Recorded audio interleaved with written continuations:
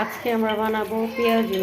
সন্ধ্যার পরে নাস্তা কি খাবো টেনশনে থাকি, তাই আমাদের বাসায় ডাল বাটা ছিল, তাই ভাবলাম সবাই বললো তাহলে গরম গরম পেঁয়াজু বানাই ফেলো।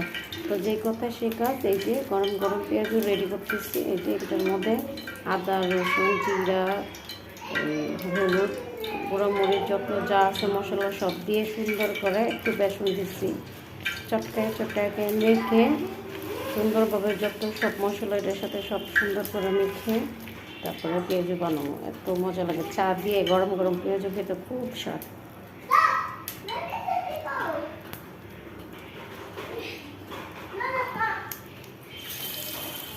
দিয়ে হালাইলাম বিসমিল্লাহ করে।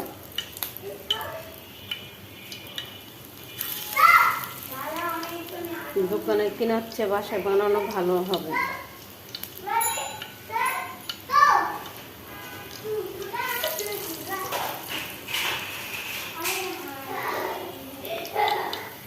আর এখানে চা বসাই দিব, রেডি করে রাখছি, চুনোটা ধরাই দেবো খালি। আমি এক এক করে সব ভেজে ফেলবো। তেলে দেওয়ার পরে যে সুন্দর একটা গ্রান বাড়িয়েছে বলার বাইরে। আপনি কি গ্রানগুলো পাচ্ছেন? যে সুন্দর একটা গ্রান বেরিয়েছে। তো আমাদের এই আজকের নাস্তা হইলো একটা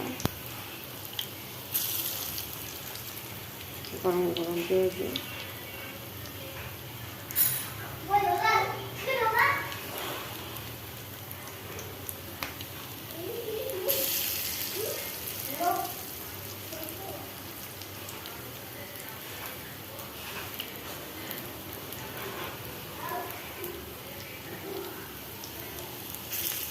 তো দেখতে থাকেন, ভালো লাগবে আজকের নাস্তাটা।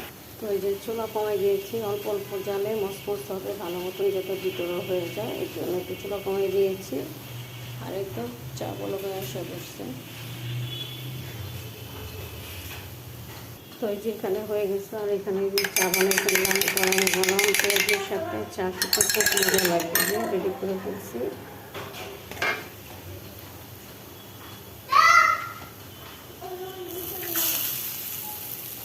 আর বাকি কয়টাও দিতে থাকবে, দেখি ওঠায় দেখো।